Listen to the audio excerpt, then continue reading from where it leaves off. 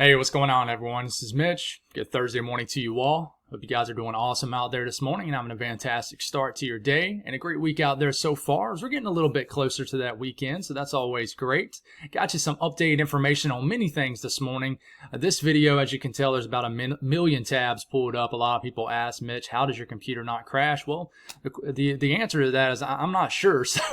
But we just keep on chugging along. This computer is a champ, and it's been with me for a couple years now, and it's held its own for sure. So, but like I said, a lot of things to discuss. We're going to discuss the tropics right at the beginning of the video, and then we're going to dive into what potentially could happen weather-wise across the lower 48, as we do have an active weather pretty much in our own backyard here in the lower 48. So there's a lot of things to talk about outside the tropics. Huge enhanced risk across the plains that we'll break down in detail.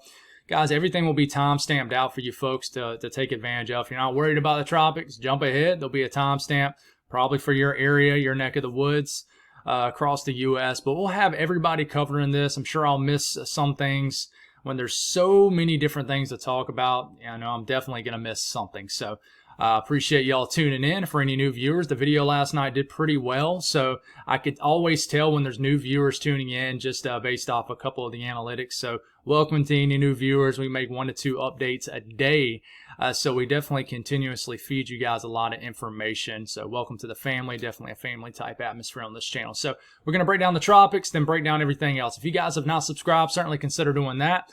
Like the video if you like it. And if anybody has anything that I can pray about or pray over, please put those in the comments below so I can pray over it, and so many others have an opportunity to do so too. So, like I said, tropics first. Now, there's a lot to discuss, and 95% of our attention is going to go on this tropical wave out here. Now, there is a wave right here in the Central Caribbean that is popping off a lot of shower and storm activity, a lot of convection this morning. But, it's running out of time to develop into something. It's heading right into like Central America, the Yucatan Peninsula, might sneak into the Bay of Campeche, but all in all, a low chance to develop, and that's the system. It's going to start drawing this thing. That's the system right here. And what you're looking at here is a version of a water vapor loop. It indicates where there's moist air and dry air in the atmosphere. The blacker colors indicate more dry air in pretty much all levels of the atmosphere. And once you start to see the whites, the blues, the greens, more moist air in the atmosphere, especially the whites, where you actually have shower and storm development. So this is going to continue to head on this way. We're pretty much not going to speak on this anymore. Really, the big thing that we are watching is this wave here. And honestly, it just looks like splotches of white out here. It doesn't look all that impressive, but for a tropical wave, it is pretty impressive. We'll talk more on that here in a second. There is another wave right in here. I'll put a little check mark coming off Africa, and this has some attention from the models also that we'll speak a little bit on, but this is the main player on the field right here that will move this way. Now you notice most of that dry air is on top of the storm, but not really getting inside of this tropical wave. But this is what's going on right now. Broad look at the Atlantic Basin. So let's go on and give you the latest from the National Hurricane Center. So this is the latest that we have right now. And I'll go on and update this, see if we have any new information. We do not. Okay, so as of right now, if you see where this X is, and we already showed you where the wave is, that is where our tropical wave is right now. So in this entire red area here, the National Hurricane Center is saying this has a 70% chance to develop in that red area sometime in the next 7 days. Develop means into a depression or a named storm. Our next named storm would be Beryl, the B name. Okay, we already took the A name, Alberto, last week. Now we're to Beryl. Okay, and I think this has a high chance to become Tropical Storm Beryl, maybe even Hurricane Beryl. Okay, but if it's going to develop, it'll be sometime in the next 7 days. Could develop as soon as sometime in the next couple days. It could. Okay, but it would develop in this red area, and as you can tell, this area isn't bending out into the ocean. It's heading right into the Lesser Antilles. Okay, is it going to be like the more so the Leeward Islands, the Windward Islands? We're not sure yet. We'll just say the Lesser Antilles for now. Okay, and it is extending into the Eastern Caribbean. What I think is going to happen on the next update or two per the National Hurricane Center is they'll probably bump this up to a 70% chance. I'm sorry, an 80% chance from 70, maybe even a 90% chance. We might even get a tropical depression sometime in the next 24 hours. And then we'll actually get a cone from the National Hurricane Center, which will be much better to look at for sure. But of course, we're not pulling for the high end scenario with this, obviously. But I do think this has a good chance to develop. So that's the latest from the National Hurricane Center. Let's take a closer look at what is dubbed Invest 95L. Before it's called potential tropical cyclone, whatever, PTC. I just don't like that, but that's what the National Hurricane Center does. PTC 1, PTC 2, this is just an Invest right now. Invest 95L, which they pretty much dub a tropical wave that has potential. Okay? And this thing has potential. So let's talk about this, a little bit closer look at it, and let's let's keep it pink. I like pink in this situation. So if you notice, it starts out kind of dull, kind of black, and then it lights up. That is because the sun is coming up on the central and eastern Atlantic. And, of course, the sun, it pretty much came up at my house here in South Carolina. And, sun is coming up on it. So this thing is a living and breathing, healthy tropical wave. I'm going to try to draw on this and explain this the best way I can. This has a pretty healthy upward wind pattern. If you notice down here, these clouds are kind of fanning out this way. If you notice up here, you see these kind of clouds, these higher end clouds right here, they're kind of fanning out that way. And, that's about the best way to really show it. You can see some action fanning out this way, a little bit fanning out that way. There's not really a good example on the east side of the storm. So this is the winds in the upper levels of the atmosphere, basically going the opposite direction as the actual mid to low level circulation. So if you look at these lower level clouds right in here, you see how they're kind of going like this? This thing is starting to really form a solid low-level circulation. You can see up under all this mid-level convection, which you would consider all this right in here, kind of the explosion of showers and storms. You can actually see this spin developing. If you tuned into last night's video, it really wasn't a great example of it, but you're starting to see a bit of a spin now, especially right into here. So this could be in the stages of developing into a tropical depression, which is weirdly when they say, hey, this thing has a low-level circulation to it, kind of like the heart and soul of the tropical system. But you see the fanning out right here. This lets us know that there's a favorable upper wind pattern. Air is being pushed away from this system, allowing for more air to rise. And we know the rising air allows for more shower and storm activity. So it's ventilating well.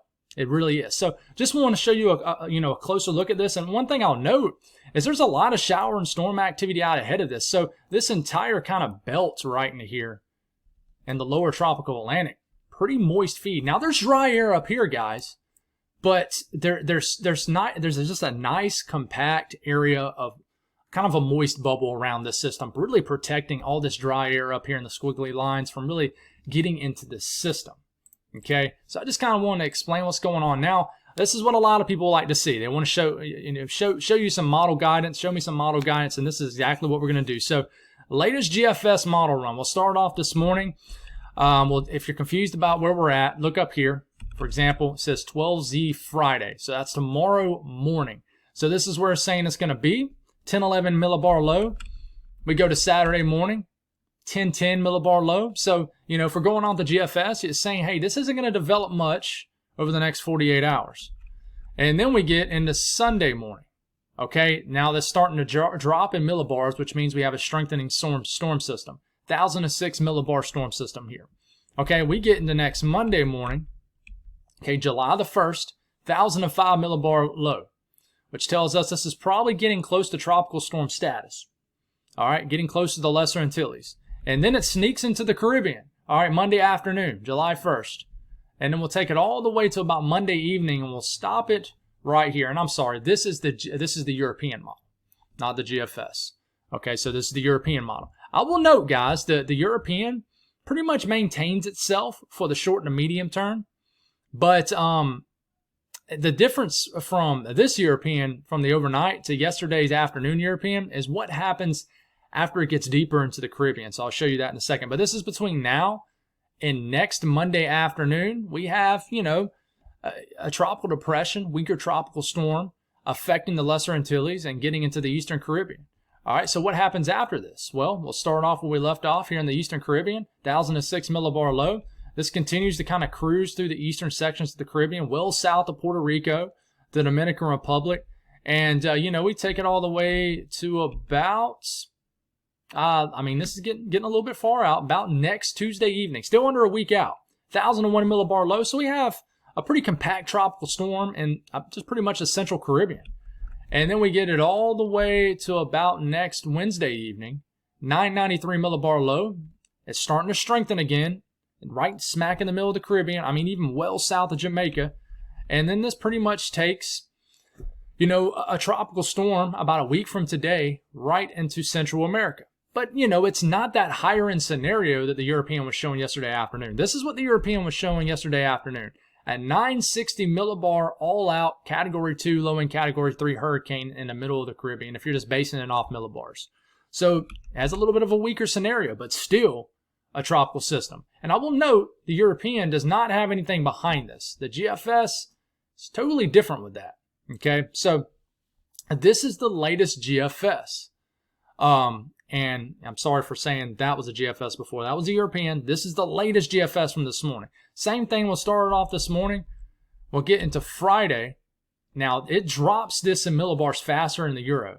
And I would honestly favor the GFS in the shorter term based off what we're seeing on satellite with Invest 95L right now. Okay? And then we start to get into Saturday morning. This has a 1,002 millibar low tropical storm already, well before it gets to the Lesser Antilles. Okay? 1,002 millibar low, close to tropical storm status already Saturday morning. And then we get into Sunday morning. 988 millibar low, high-end tropical storm, Category 1 hurricane. And this is Sunday morning, June the 30th, last day of June. There's another wave forming behind this. Not sure if that's going to happen or not. But then we get into Monday morning, first day of July.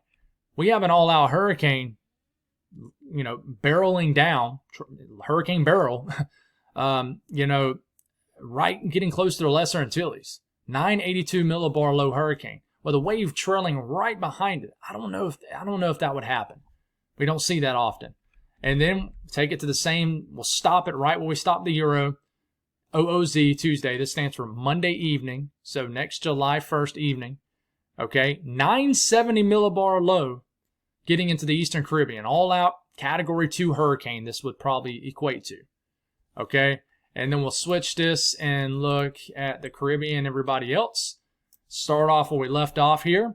And what does the what does the GFS do? Well, we'll get into Tuesday evening. Has a 981 millibar low.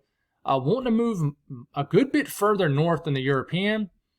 Okay, and then we get into next Wednesday morning. This is weakening and begins to affect areas of the Greater Antilles, like Haiti, Dominican Republic, maybe even Jamaica, getting close to Cuba at this point. Okay, but it does weaken this system pretty quickly and has another system right behind it. And really after that, who knows what happens after that. That gets way far out. Okay, but, the GFS does want to get this energy into the Gulf of Mexico. So if you look at the European ensemble, between now and next Tuesday evening, okay, I want to note here that this is the wave behind it on the European ensemble. Okay, much weaker system. This is the wave we've been talking about. Okay, this is a strong signal on the European ensemble. So remember, European ensemble makes up 51 members. In this case, puts it all on the screen for you. And, if it doesn't develop one of those members, of course, it's not going to show the L. But these are all bunched up, which tells us there's decent confidence in the medium range that this is going to at least get in the Caribbean. What happens after that? Who knows? Who knows? But there's some stronger members. You got a 962 member up here. You got weaker members too. You got 1,008 millibar low, but you have a lot of strong members in this. In fact, you can zoom into this a little bit more if you wanted to. And yeah, you can really get close. Here's Jamaica, Puerto Rico, etc. And this is all in the Caribbean here. You got some weaker members, but you also got stronger. Like you got a 958 millibar low hurricane, but there's no point in focusing too much on this. There is some stronger members on this. And then you look, and let's see if we got the latest 06Z in. How far out do we got? It only goes out to about 90 hours. So This only goes out to 90 hours, so we're actually going to have to switch it and look at last night's run and kind of go back where we were on the European ensemble. So this is the GFS ensemble guidance. Remember, this makes up 21 members. Don't let me say 31. But the same kind of deal here. You know, not as many members, right? But kind of these L's right in here is the wave behind it. Even probably this one. All these are the ones that we're talking about. So don't get too caught up in these L's behind it. These are the ones we're watching. And guys, just about every single member shows up on here. But I can tell you there's a lot more weaker members on the GFS ensemble from last night compared to the European ensemble. You know, you don't even really see many, if any, honestly, sub 1,000 millibar lows. So just got to watch trends. But, you know, I'm sure people are wondering, you know, what does this look like, you know, after it gets past that? Because I know, you know, people are probably wondering, you know, what you know, can you show it past that? Well, I will. You know, if we kind of go about a week out, and this is the European ensemble, that's what I'm talking about. Ignore these, you know, blue areas. This is the wave right now in the Central Atlantic. But you see the huge spread, right? You got some members up here, and then you got a lot of members down here. But you see how pretty tight, you know, consensus here, showing it heading into the Caribbean, and then everything spreads out in this circled area. So what happens after that? Does it go up here? Does it even develop? Does it go over here? Does it just go right into Central America? We don't know. Don't let anybody try to tell you any different. We truly do not know.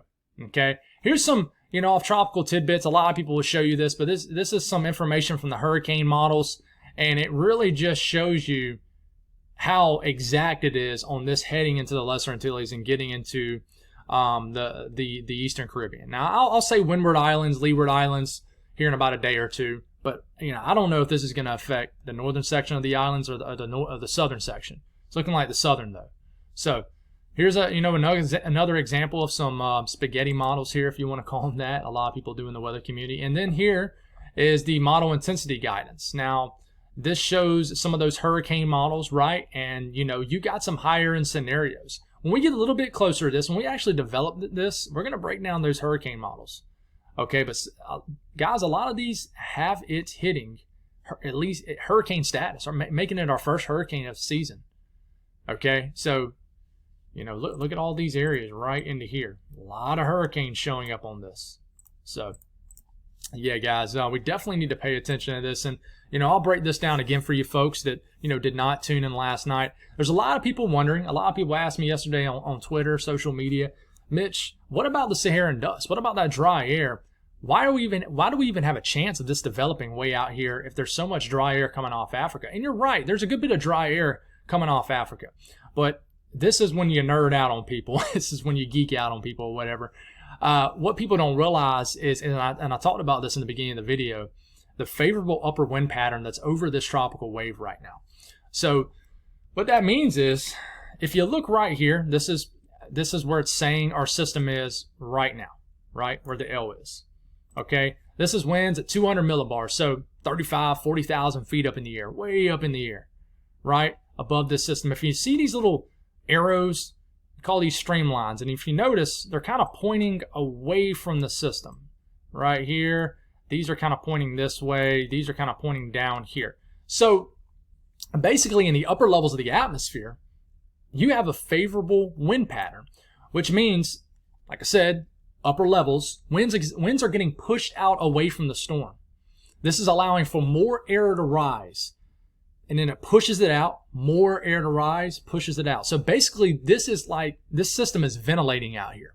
It's really breathing well, and you know, when air gets pushed away from the system, it allows for more shower and storm development to rise. So one, we know that if a tropical system is continuously popping off a lot of convection, shower and storm development, rain, then, you know, obviously it's doing good. And then two, what that is doing is it's creating a moist environment and really protecting its low level sort of circulation or heart of the system, which, you know, is about where this L is showing. Okay, so we call this a ULAC, upper level anticyclone. This isn't necessarily positioned right over the system, but it's just basically where the upper wind pattern is favorable.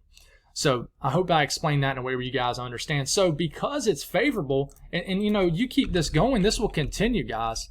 We continue to deal with an environment that air is getting pushed away from the system. Now you get up here, this is where we have an upper level low. You see how it's going like this? If the system was up here, you know, there would probably be a lot more shear in place.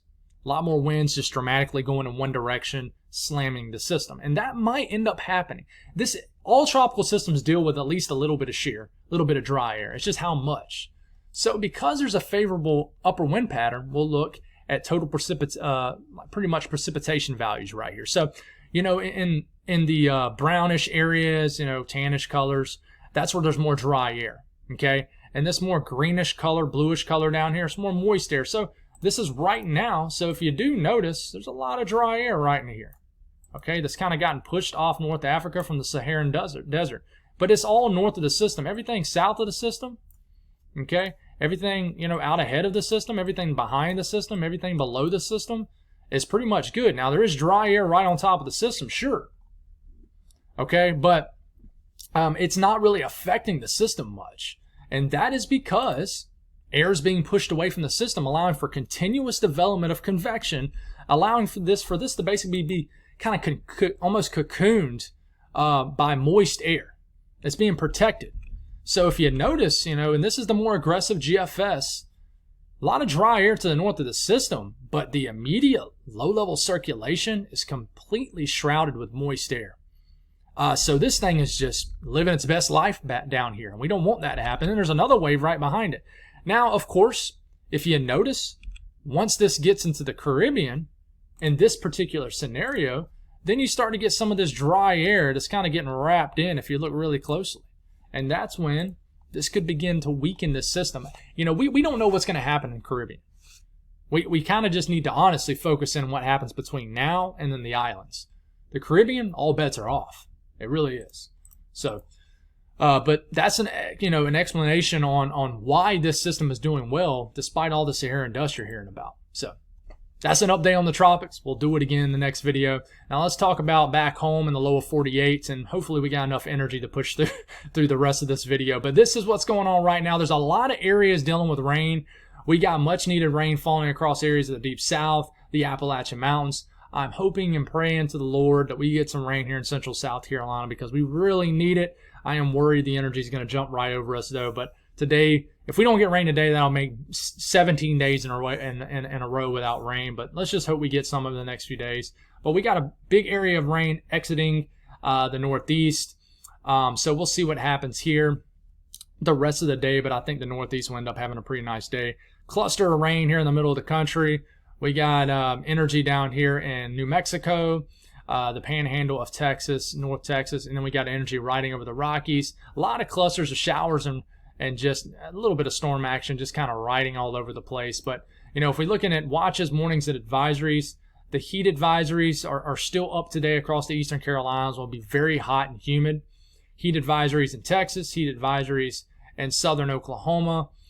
So it'll be another hot day. Flood watches up in the green for areas in New Mexico. But, you know, the U.S. really isn't littered with a whole lot of advisories, watches, and warnings. The heat's getting shunted to the south. So not as widespread, brutal heat further north like we've seen over the last several days. Now, if you look at the excessive rainfall outlook, we got 3 different areas to watch that has more of an elevated threat of flooding right here in the middle of the country, up here in North Dakota, and then here across the Four Corners regions of Colorado, Utah, New Mexico, and Arizona. If you live in the yellow, that means you have at least a 15% chance of rainfall exceeding flash flood guidance within 25 miles of any given location. Now, big day of severe weather. There's a lot going on in the tropics, but there's a lot going on with severe weather too, and it will be going on over the next several days. So these videos are going to be brutally long, guys, just making you full aware. So I will mention there is a marginal risk, pretty large one too, stretching across the eastern Carolinas, including my neck of the woods here in Columbia, and the entire southern 2/3 of Georgia, areas of the Panhandle of Florida, and areas of Alabama. Level 1 out of 5 risk, a marginal risk of severe weather, but you got a huge enhanced risk across areas of the northern high plains. Slight risk kind of oozes down here to Utah, areas of Colorado, across most of the state of Wyoming, Slight risk all the way down into the central plains, even areas of the southern plains. So huge area with a risk. Tornado threat 5%. And I'm going to zoom into this area. So hold on one second. I got you. I know I'm going to move through this pretty quick. Wind threat, red area, 30% chance of winds exceeding 55 to 60 miles per hour. Hatch risk also. And then there is a risk of those damaging winds down here in the southeast. And then hail, even a 5% risk of hail down here, but definitely a more significant threat up here in the northern plains. Now let's break down a closer look at this, okay? And I'm not going to try to say every single town name and city, things like that. I know we're kind of leaving, areas of Nebraska hanging here, but, just hopefully you know where you're located on a map in Nebraska. But enhanced risk up for this entire orange area, level 3 out of 5. Slight risk in the yellow area, level 2 out of 5. This extends all the way down here into western Colorado. I mean, almost includes Salt Lake City. I know this definitely isn't as common down here in Utah. Okay, slight risk going all the way down into the central plains. All right, if we take a look at what this is driven off of, here's the tornado risk. And guys, some of this information could change. Very large area in brown that has a 5% risk of a tornado. Okay, in the green, 2% risk of a tornado. If you're a storm chaser out here today, this is a lot of real estate to sort of pick what you're going to do. I mean, that would be, you got a lot of mileage to try to figure out what you're going to target, that's for sure. But if you're a storm chaser, this is certainly a storm chaser's paradise out here. Northern plains, wide open areas, but there's obviously people who live out here too, so we need to focus in on the severe weather and the impacts of this. But this is winds, guys. If you live in the red area, 30% chance of winds exceeding 55 to 60 miles per hour. The black outline region, that is a 10% risk of winds exceeding 75 miles per hour or higher. That's a hatched risk. Damaging winds is quite significant today as far as the risk. Okay, yellow area, 15% risk of winds exceeding 55 to 60 miles per hour. Hail threat is the highest up here in areas of Montana, eastern Montana, western North Dakota. 30% chance of hail exceeding 1 inch in diameter or larger. Yellow area, 15% risk. And in that black outline region, guys, that's a 10% risk of hail exceeding 2 inch in diameter or larger. So, listen, there's going to be a lot going on here. Models are not going to handle this perfectly. Nobody's perfect. Definitely the models aren't. But you're going to see a lot going on here, okay? But you get to about midday. You got this cluster of rain heading out the Dakotas. You got this cluster of rain here in Montana. And then we get to about mid-afternoon. You're seeing these isolated cells here in areas of Montana, western North Dakota. These could produce tornadoes, very large hail. These will probably be the dominant, more dangerous storms up here, exiting Montana, getting into North Dakota. These could produce all hazards right up here, near that surface low that is rounding the upper portion of this ridge. Down here in like Colorado, Utah, more clusters of storms, but these could pack some punch as far as damaging winds and hail. But you just got to watch these cells right in here. And I know you're not seeing much in like western South Dakota, central South Dakota, western Nebraska, heck, even Wyoming. But that does not mean you're not going to get storms. But there's going to be areas that won't get much of anything today that even has an enhanced risk. And then you see how these storms sort of almost kind of cluster up in areas of the Dakotas. You see this nasty cell in northern sections of Nebraska. You want to watch out for those. There's a lot going on here. It really is. It's almost hard to even really speak specifically on anything. Just know that if you're in the enhanced risk area, you have a chance to see significant severe weather today. And then eventually all this kind of heads on out. So that's just a representation of the HRRR model. And I know that's everywhere, but I mean, it's going to be a threat where, it's kind of just like you just got to look on radar and see where it's at. Now, a significant tornado parameter is definitely going to be the highest up here in the Dakotas and areas of northern Nebraska. The higher the number indicates the better ingredients for tornadoes in the atmosphere. So, you got the significant tornado parameter reaching 5, 6, and 7s in areas of South Dakota. It's spiking here in North Dakota and in Nebraska. You got an area here down here in like western Kansas too. But you also got little splotches in Utah that you want to watch out for. So we're definitely going to probably get some tornadoes today. We most likely will at least see a few tornadoes today. Let's speak correctly here. But, it really spikes here. This is around 8 to 9 p.m. here along the North Dakota, South Dakota line. So certainly going to have an opportunity for some tornadoes. And if you look at the updraft velocity swath, of course, it's only going to latch on to the storms that it shows. But it does show a more highlighted area near Montana, the Dakotas, down in Nebraska, just wherever there's going to be a storm and it can become discrete, all bets are off. You could get all hazards. So please be aware of this. And this is where it gets everywhere. This is predicted wind gust off the latest long-range HRRR model. Guys, it's everywhere. I mean, just note that if you get a line of storms, if you see storms heading your way, just know that they, especially in this region, they have a chance to produce significant winds. I mean, hurricane force winds producing over 75 miles per hour. And I know this is clustered up everywhere, but it's going to be an everywhere type kind of storm scenario today. It really is. So, breaking down my friends here in the southeast. I'm making pretty good timing for such a long video, but you're dealing with all the morning convection along the Gulf Coast this morning. What we watch for is storms to develop in the Carolinas. Are they going to develop in the Central Carolinas or more so in the Eastern Carolinas? Or, our friends here in the Western Carolinas are going to get lucky and get some rain. We're pretty confident on a lot of storm development in southern Alabama, southwestern and southern Georgia, Panhandle, Florida. Really anywhere in Florida could get a downpour. But, this is around 6 p.m. this afternoon, 5 p.m. Look at all these storms near Dothan, Auburn, Columbus, Georgia. Look at all these storms heading towards the Carolina coastline. If you're vacationing at the beach, you're certainly going to have a stormy afternoon, evening for most. And then we get into the overnight hours, and then we'll have an opportunity to do it again tomorrow if you missed today. But a closer look in the area that I'm most concerned with severe weather, and the Storm Prediction Center is too, is where and when does this energy really refire?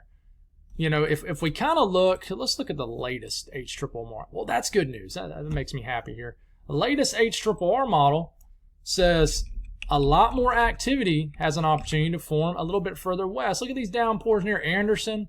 I know a lot of people in the western Midlands of South Carolina, upstate of South Carolina, need the rain. Look at all this storm action from Fayetteville all the way to the Carolina coastline. Look at these storms already. This will definitely be a day in the Carolinas where the storms fire up pretty early in the afternoon. Look at the storm right near my house, and I hope that happens. And then everything kind of clusters up, kind of heads, east, southeast. And I'm just telling you, if you get hit by a storm today, it's going to bring beneficial rains.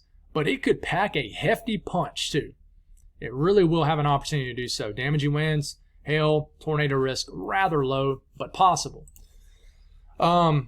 Moisture today, this is just a blend of all models. Very splotchy, but obviously the highest confidence is down here in southern Alabama, Georgia, and the eastern Carolinas.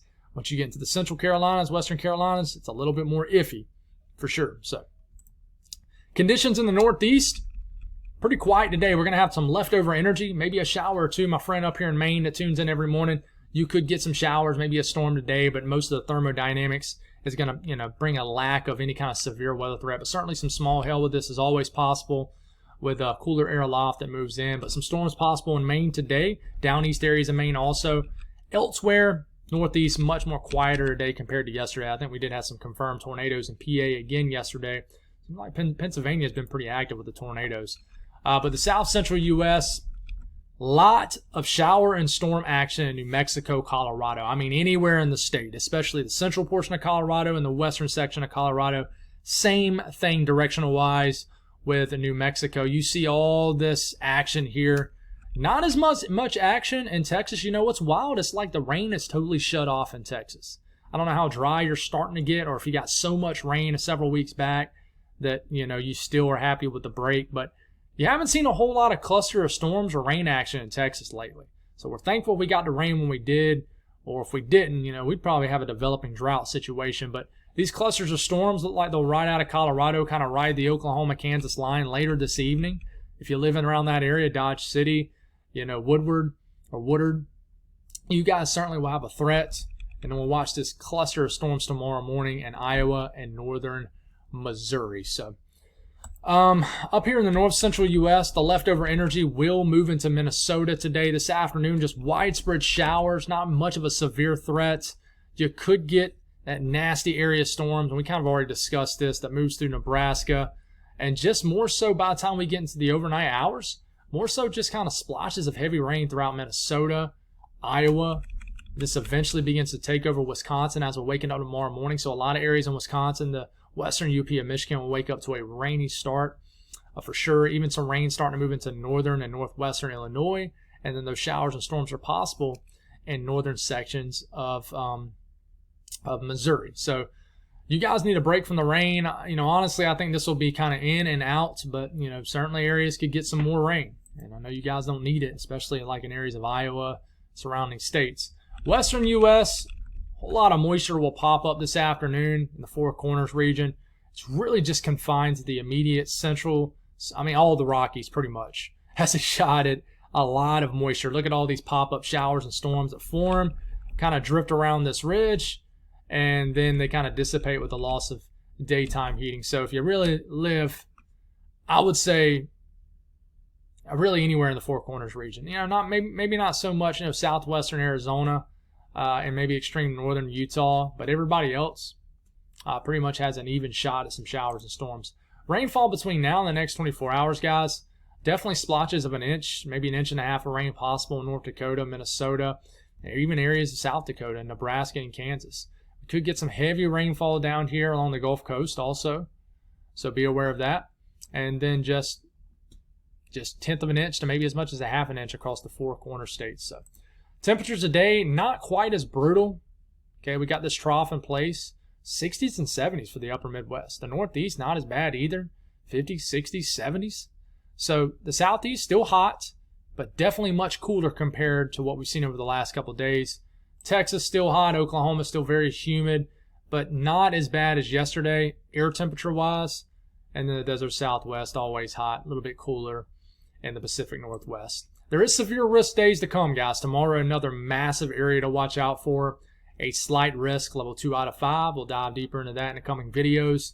And then even as we are getting into day 3, large strung out marginal risk from the Central Plains all the way up to New York State, all the way up to the Great Lakes region, all the way into Canada.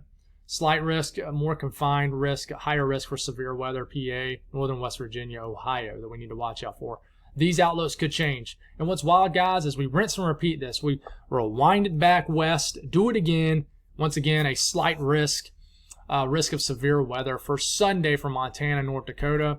And guess what? Day 5, we start riding it back down again into the plains for next Monday. So, if you guys worked through that with me, I really appreciate that. Those videos are a grind, and unfortunately, we have a lot of those videos to come because there's a lot going on, guys. But God bless all y'all. Have a wonderful day, and I'll talk to you again soon.